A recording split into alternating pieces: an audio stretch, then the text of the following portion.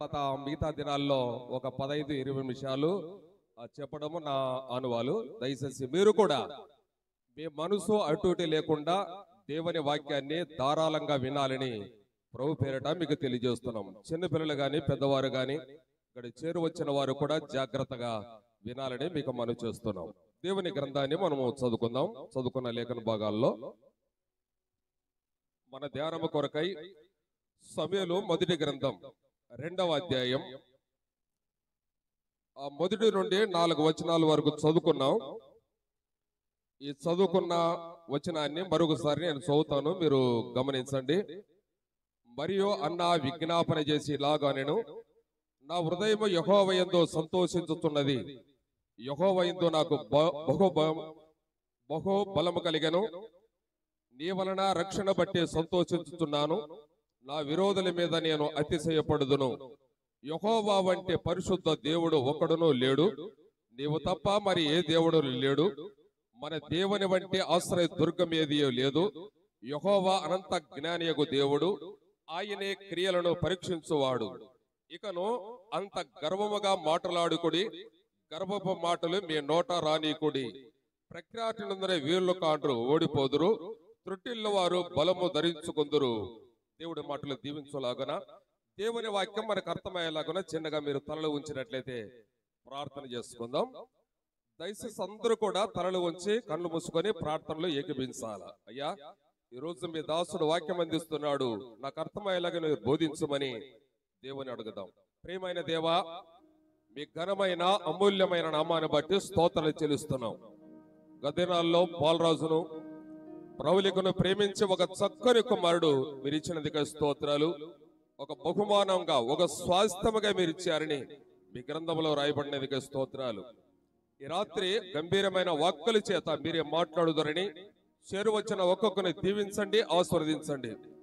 రక్షణ పొందిన వారు ఈ లోకములు ఏ విధంగా జీవించాలో, రక్షణ లేని వారికి రక్షణ కలిగించండి. మారు మనసు దయచేయమని ఈ రాత్రి వేళ ముందున్న కార్యక్రమం అంతా మీకు అప్పగిస్తూ, బలిహీనుడు నన్ను బలపరిచి నన్ను కనబడుకొని చేయండి, మీ కార్యము జరిగించమని మీకే మహిమ ఘనత ప్రభువులు ఆరోపించుకుంటూ ప్రభుని క్రీస్తు యేసు నామములో ప్రార్థన చేసి అడిగి వేడుకొనుచున్నాము తండ్రి, ఆమేన్. ఒక ప్రశ్న, ఆమేన్ అంటే ఏమి? అలాగూ జరుగునగా. కానీ ఇక్కడ చేరువచ్చిన వారు కూడా ఆమెన్ అనడం మంచిది. ఆమెన్ అని ఎవరో అన్నారో, ఒక ఉత్తరం రాసిన తర్వాత అడ్రస్ లేకుండా ఏ విధంగా ఉంటుందో మన ప్రార్థన జీవితానికి కూడా ఆ విధంగా ఉంటుందన్నమాట. అందుకనే ప్రతిదీ మనం దేవుని అడిగేటప్పుడు మనం ఆమెన్ అనడా మంచిదని కూడా మనము దేవుని గ్రంథములు కూడా మనం చూస్తాం. అయితే ఈ రోజు సమూయేలు మొదటి గ్రంథం 2వ అధ్యాయంలో ఆ మొదటి నుండి కొన్ని వచనాలు చదువుకున్నాం. ఈ చదువుకున్న వచనాల్లో మరొక మాట మనము ధ్యానం చేస్తాం. సమూయేలు మొదటి గ్రంథం 2వ అధ్యాయం 2వ అధ్యాయం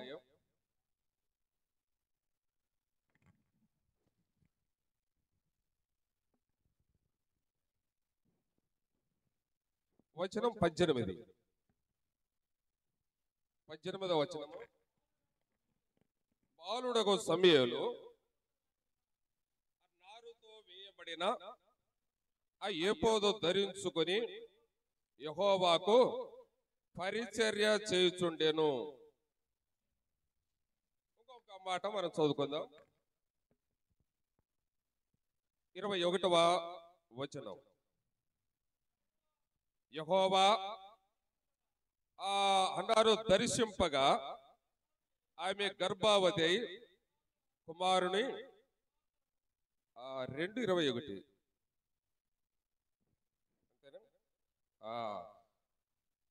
అక్కడ కూడా ఒక మాట ఏమంటే యెహోవా సన్నిధిని ఎదుగుచుండేన మాట కనబడుతుంది. 26వ వచనం కూడా చదవండి. 26వ వచనం. బాలుడగు సమూయేలు ఇంకా ఎదుగుచు యెహోవా దయ్యందును మనుషుల దయ్యందును వర్ధిల్లుచుండెను. ప్రియమైన దేవుని బిడ్డలారా, సమూయేలు జీవితాన్ని మనము ఈరోజు గమనిస్తాం. సమయలు కూడా అన్న సమయంలో దేవుని సన్నిధిలో పెంచిన కారణాన్ని బట్టి అతడు పొందిన ఆశీర్వాదాలు, అన్న సమయలను పెంచిన విధానం, దేవుని సన్నిధిలో ఆశీర్వాదం పొందిన విధానాలు, ఈ రాత్రి వేళ ఒక్కొక్క విషయాన్ని మనము జ్ఞాపకం చేసుకుందాం. అన్న తర్వాత పిల్లలు లేని స్థితిలో ఉండగా వారు ఏటేటా శిలోహం మందిరానికి వెళ్లి అక్కడ బలులు అర్పించుతూ నైవేద్యములు చేస్తూ ఉన్నప్పుడు అన్నా కూడా దేవుని సన్నిధిలో ప్రార్థన చేసినట్లు మొదటి అధ్యాయంలో చూస్తాం. రెండవ అధ్యాయంలో అన్నా విజ్ఞాపన చేసినట్లు లేఖనాలు ఉన్నాయి. అయితే ఈ రోజు ఈ బర్త్డే సందర్భముగా లేక నామకరణ సందర్భముగా బాలుడు నడవవలసిన త్రోవలు తల్లిదండ్రులు ఏ విధంగా పెంచారో చాలా విషయాలు ఉన్నాయి. పిల్లవాడిని తల్లిదండ్రులు పెంచే విధానం, బాధ్యత భారము పెంచే విధానం బైబిల్లో చూస్తాం. ఇప్పుడు అన్న సమయంలో దేవుని సన్నిధిలో పెంచిన విధానం, అందులో కారణమును బట్టి అతడు పొందిన ఆశీర్వాదాలు ఉన్నాయి. అన్నా కూడా దేవుని సన్నిధిలో ప్రార్థన చేసింది. అయితే ప్రార్థన చేసిన తర్వాత జరిగిన సందర్భాలు సమయలను కూడా దేవుడు ఆశీర్వదించినట్లు లేఖనాలు ఉన్నాయి. మొదటిగా ఒక 7 విషయాలు మనము ఈ రాత్రి వేళ చదువుకుందాం. నేను కరెక్ట్ గా 9 గంటలకు ముగింపు చేస్తాను. మీరు గమనించవలసిందిగా మీకు మనం చేస్తున్నాం.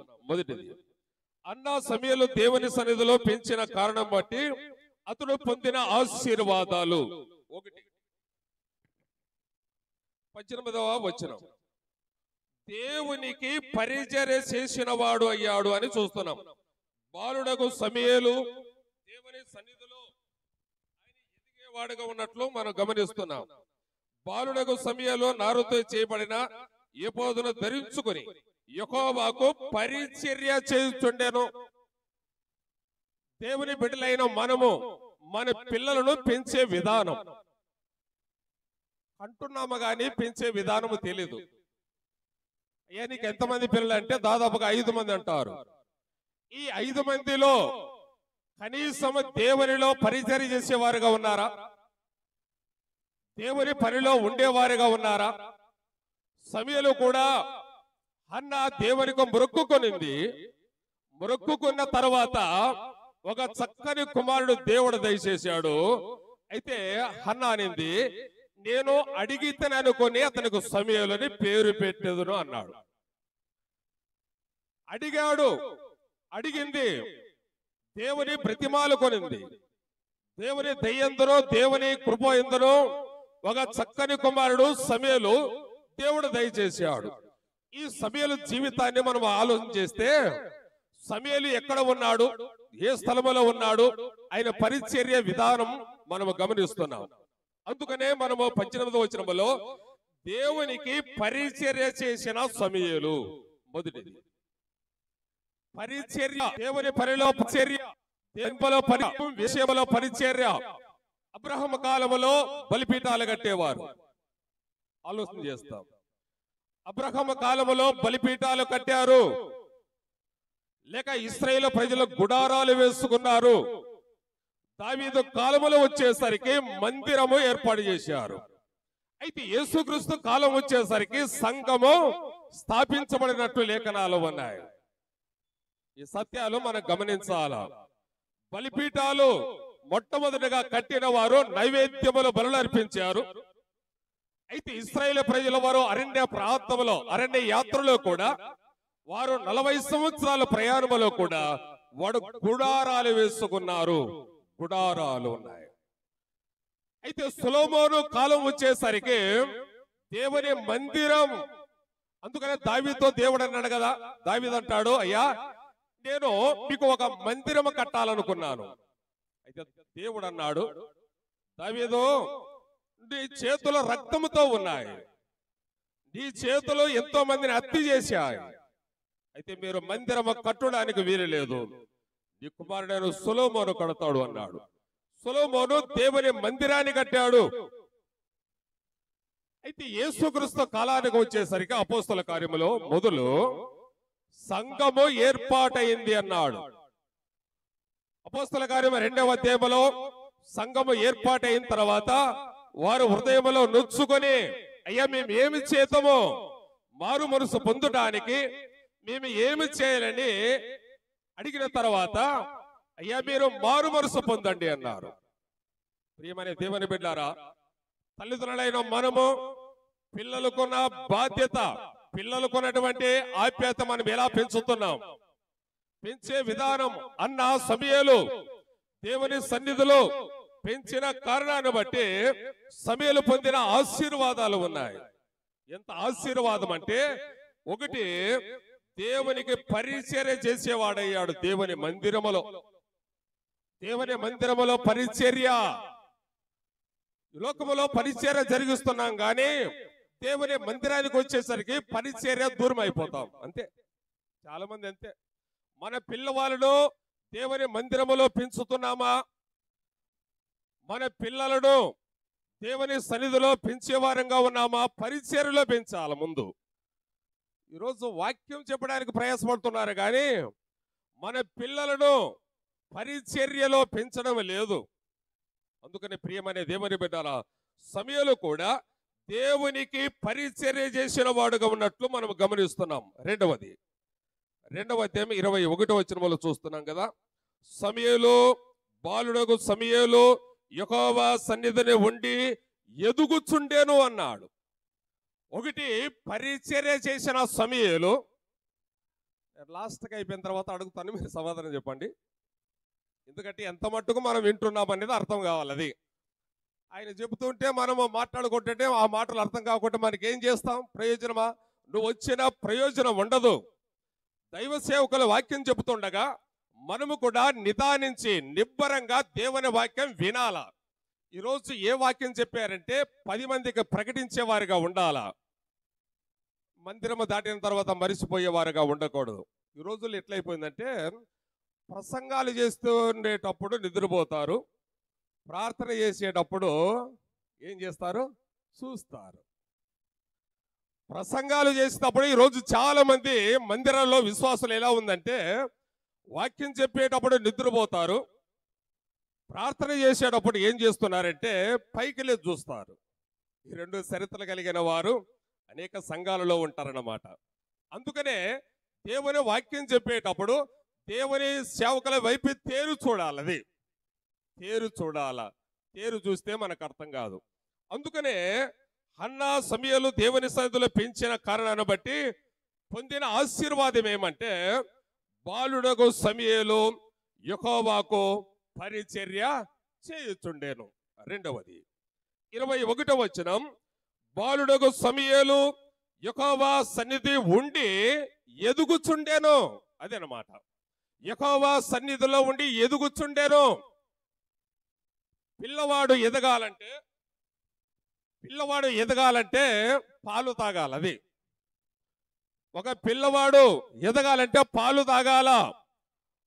ఒక సంఘములో ఒక విశ్వాసి ఎదగాలంటే వాక్యము వినాలి. అది వాక్యం వినాల. వాక్యము లేకుండా మనం ఎన్ని ప్రయత్నాలు చేసినా కాదు. వాక్యం వినేటప్పుడు భయభక్తులతో దేవుని వాక్యం వినాల. అందుకనే యెహోవా యందు భయభక్తులు కలిగి ఉండట జ్ఞానమునకు మూలము అన్నాడు బైబిల్లో. యెహోవా యందు భయభక్తులు కలిగి ఉంటే జ్ఞానము దేవుడు ఇస్తాడు. యాకోబు రాసిన పత్రికలో బుద్ధి జ్ఞానము సర్వసంపదలు ఆయనలో ఉన్నాయన్నాడు.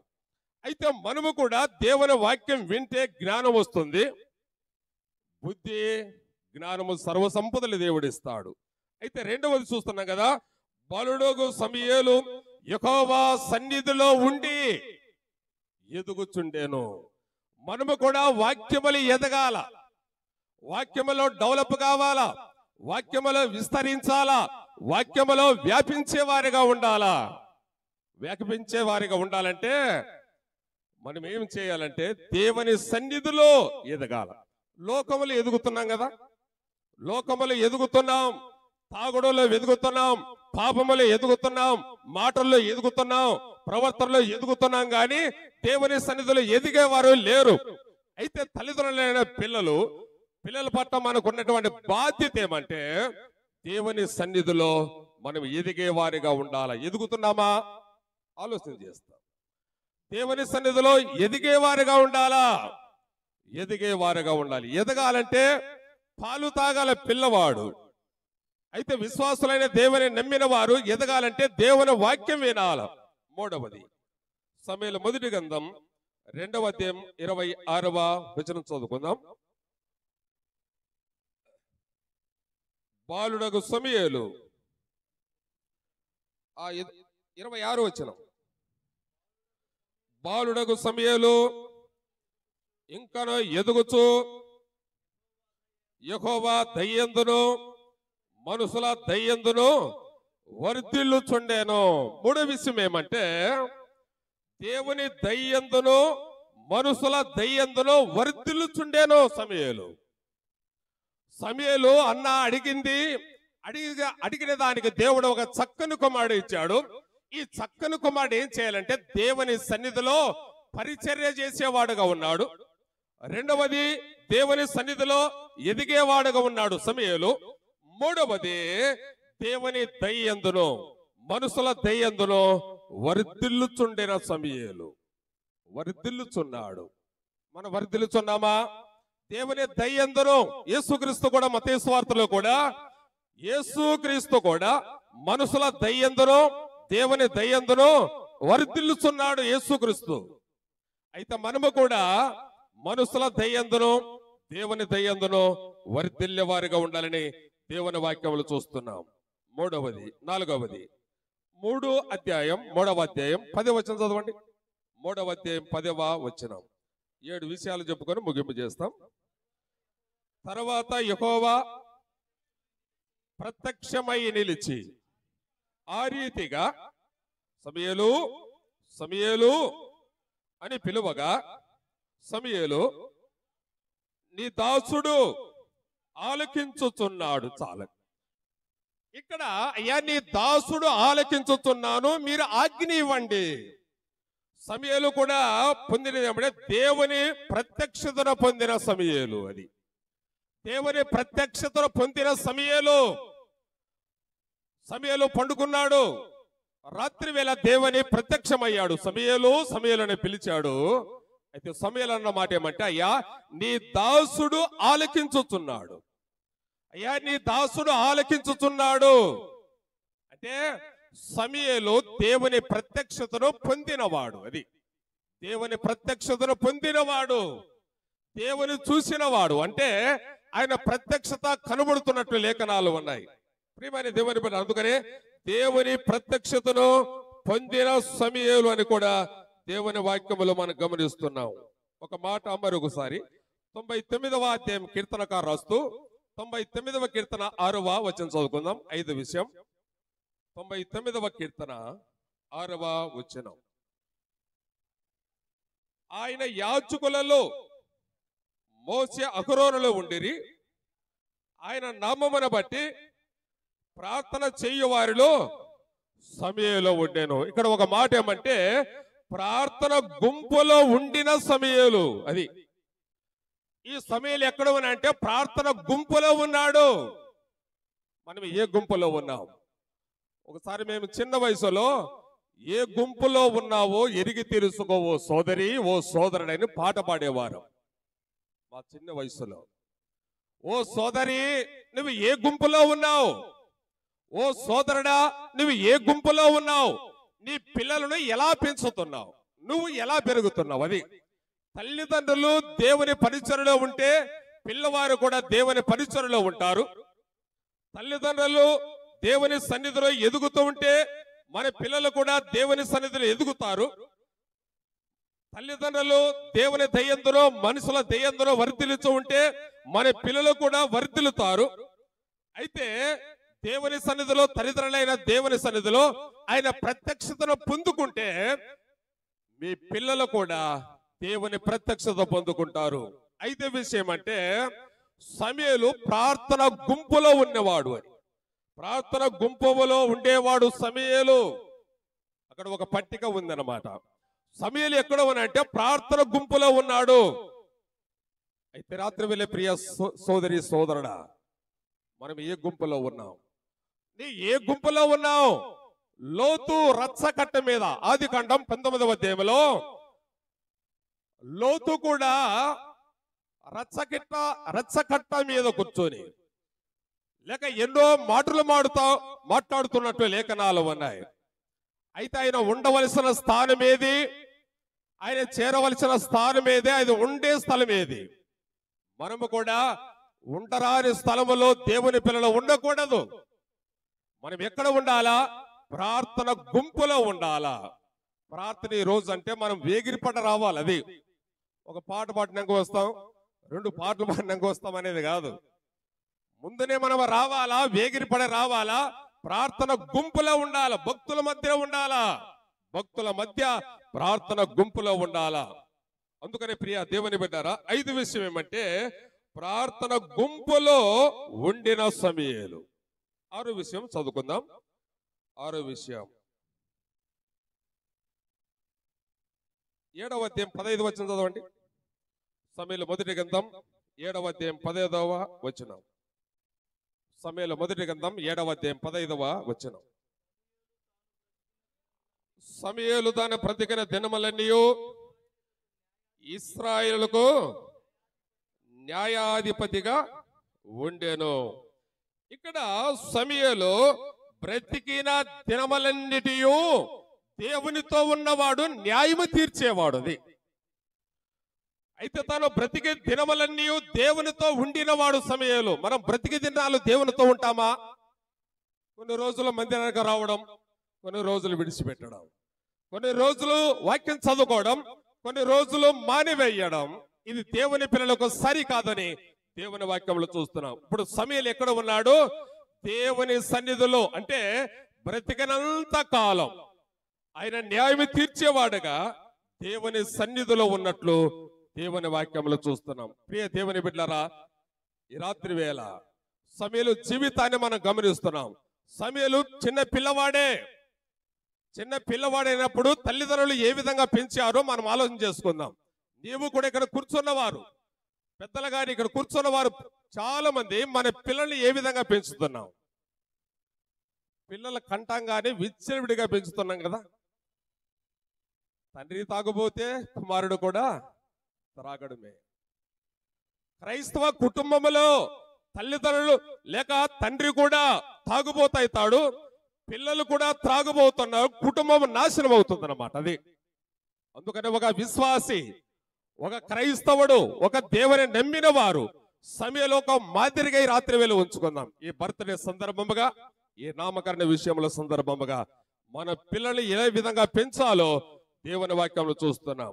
అందుకని 6వది, బ్రతికే దినములన్నిటి కూడా సమయలు దేవుని సన్నిధిలో ఉన్నాడు. బ్రతికిన దినములు 23వ కీర్తన లాస్ట్ వచనములో, నేను బ్రతుకిన దినములేను దేవుని మందిరములో ఉంటాను. దావీదు అంటాడు కదా, నా జీవిత కాలమంతా యెహోవా సన్నిధిలో నేను ఉంటాను. మన జీవిత యాత్ర ముగించుకునేంత వరకు, మనం ఈ లోక యాత్ర ముగించుకునేంత వరకు దేవుని సన్నిధిలో ఉండి ఎదిగేవారుగా ఉండాలి. లోకములో ఎదిగితే ప్రయోజనం లేదు. ఎన్ని రోజులు ఉన్నా, 80 సంవత్సరాలైనా, 90 సంవత్సరాలైనా, 50 సంవత్సరాలైనా లోకములో ఎదిగితే ప్రయోజనం లేదు. ఈ రాత్రి వేళ దేవుని సన్నిధిలో ఎదిగేవారుగా ఉండాలి. మన బ్రతికే దినాలు అన్నాడు. ఇప్పుడు ఎన్ని విషయాలు? 6 విషయాలు నేర్చుకున్నాం. 1, సమయలు దేవుని సన్నిధిలో పెంచిన కారణాన్ని బట్టి సమయలు పొందిన ఆశీర్వాదం. 1, దేవుని సన్నిధిలో పరిచర్య చేసేవాడు. 2వది, దేవుని సన్నిధిలో సమయలు ఎదిగేవాడు. 3వది, దేవుని దయ్యందును మనుషుల దయ్యందును వర్తిల్లేవాడు. సమయలు దేవుని ప్రత్యక్షతను పొందినవాడు, లేక ప్రార్థన గుంపులో ఉన్నవాడు. 6 విషయం అయితే బ్రతికే దినములన్నిటి కూడా సమయలు దేవునిలో ఉండవాడు. ఒక మాట చదువుకొని ముగింపు చేస్తాం. 5 నిమిషాలు ఉంది, నేను ముగింపు చేస్తా. ఇబ్రీ పత్రిక 11వ అధ్యాయం 32వ వచనం చదువుకొని ముగింపు చేస్తాం. ఇబ్రీ పత్రిక 11వ అధ్యాయం 32వ వచనం. ఇబ్రీలకు రాసిన పత్రిక 11వ అధ్యాయం 32వ వచనం. ఇకను ఏమి చెప్పుదును? గిద్యోను బారాకు, సంసోను, యొప్తా, దావీదు, సమూయేలైన వారు కూర్చియు ప్రవక్తల కూర్చియు వివరించుటకు సమయము చాలు. ఇక్కడ విశ్వాస వీరుల పట్టికలో చేర్చబడిన వారు ఎవరు? సమూయేలు. అది విశ్వాస వీరుల పట్టికలో చేర్చబడిన వాడు సమూయేలు. ఎంత గొప్పవాడు! మన పిల్లలు కూడా గొప్పవారు కావాలి. అదే తల్లిదండ్రుల ఆశయం. అంటే మన పిల్లవాడు గొప్పవాడు కావాలి. ఏమిట్లో గొప్పవాడు? లోకములో గొప్పవారు కాదు, చెడిపోవుట గొప్పవారు కాదు, పాపములో ఉండట గొప్పవారు కాదు, త్రాగుడు విషయములో పాప విషయములో గొప్పవారు కాదు. కానీ మన పిల్లలు గొప్పవారు కావాలంటే తల్లిదండ్రులైన మన బాధ్యత దేవుని సన్నిధిలో ఉండి మన బిడ్డల కొరకు ప్రార్థన చెయ్యాలా. ప్రార్థన ఫలితం పరిచర్య. దేవుని సన్నిధిలో ఎదిగేవారుగా ఉంటాం. అంత మాత్రమే కాకుండా విశ్వాస వీరుల పట్టికలో చేర్చబడిన వాడు సమూయేలు. విశ్వాస వీరులు ఎబ్రీ పత్రిక 11వ అధ్యాయంలో విశ్వాస వీరుల పత్రిక. అబ్రహాము దేవుని నమ్మెను, అది అతని నీతిగా ఎంచబడిను అన్నాడు ఎబ్రీ పత్రికలో. అబ్రహాము దేవుని నమ్మెను, అది నీతిగా ఎంచబడిను అంటే ఎబ్రీ పత్రిక 11వ అధ్యాయంలో విశ్వాస వీరుల పట్టిక అని చెప్పుకోవచ్చు. అక్కడ 11వ అధ్యాయంలో విశ్వాస వీరుల పట్టికలో ఉన్నాడు సమూయేలు. ఎంత గొప్ప ఆశ్చర్యం! మన పిల్లలు కూడా విశ్వాసులుగా ఉన్నామా, పిశాసులుగా ఉన్నామా? ఒక భక్తుడు అంటాడు, ఒక క్రైస్తవ కుటుంబంలో మన పిల్లలు విశ్వాసులా లేక పిశాసులా, ఆత్మ సంబంధుల, పర సంబంధుల, శరీర సంబంధుల, అపవాది సంబంధుల? స్థానిక సంఘాలలో 4 గ్రూపులు కలిగిన వారు ఉంటారంట. ఒకటి ప్రకృతి సంబంధులు, ఆత్మ సంబంధులు, శరీర సంబంధులు, అపవాది సంబంధులు ఉంటారు. ఈ రాత్రి నేను ముగిస్తున్నాను. మీరు ఏ సంబంధాలుగా ఉన్నారు ఈ బర్త్డే సందర్భంగా? ప్రకృతి సంబంధులుగా ఉన్నామా, శరీర సంబంధులుగా ఉన్నామా, అపవాది సంబంధులుగా ఉన్నామా, లేక ఆత్మ సంబంధులుగా ఉన్నామా? మన పిల్లలు ఎలా ఉన్నారు? ఆత్మ సంబంధులుగా పెంచుతున్నామా, లేక ప్రకృతి సంబంధులుగా పెంచుతున్నామా, శరీర సంబంధులుగా పెంచుతున్నామా, అపవాది సంబంధులుగా పెంచుతున్నామా? మీరే పరీక్ష చేసుకుందాం ఈ రాత్రి వేళ. ఇంకా ఎవరైనా ఇక్కడ కూర్చున్నవారు, ఇక్కడ వాక్యం విన్నవారు, వాక్యం వినేవారు, ప్రభువైన యేసుక్రీస్తును నమ్మని వారు నమ్మండి. నమ్మిన వారు ప్రభు రాకడ కోసం ఎదురు చూస్తాం. ఆయన వస్తాడు, రెండవ రాకడ వస్తాడు, రకస రాకడ వస్తాడు, సంఘం అనే కన్యక కోసం ఆయన తిరిగి వస్తాడు. అట్టి ప్రభువైన యేసుక్రీస్తును నమ్మి దేవుని యందు భయభక్తులు కావాలని ఈ బర్త్డే సందర్భంగా మీకు మనవి చేస్తున్నాం. సమూయేలు ఏ విధంగా ఎదిగాడు, మన పిల్లలు ఆ విధంగా ఎదిగి దేవుని యందు భయభక్తులు కలిగి జీవించాలని ఈ రాత్రి వేళ ఈ వాక్యం ద్వారా మనవి చేస్తూ ముగింపు చేస్తున్నాం. దేవుడు తన మాటలు దీవించి ఆశీర్వదించునుగాక. ఆమేన్. ప్రార్థన చేసుకుందాం, తర్వాత అధ్యక్షులకు ఇస్తాం.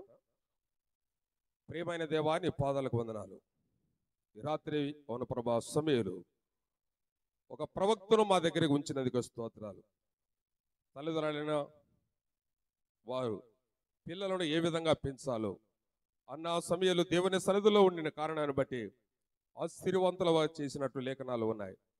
ఈ వచనాన్ని ఫలింపు కలుగు చేయమని కూర్చొని మీ బిడ్డల ప్రయాసంతో వాక్యం విన్నారు.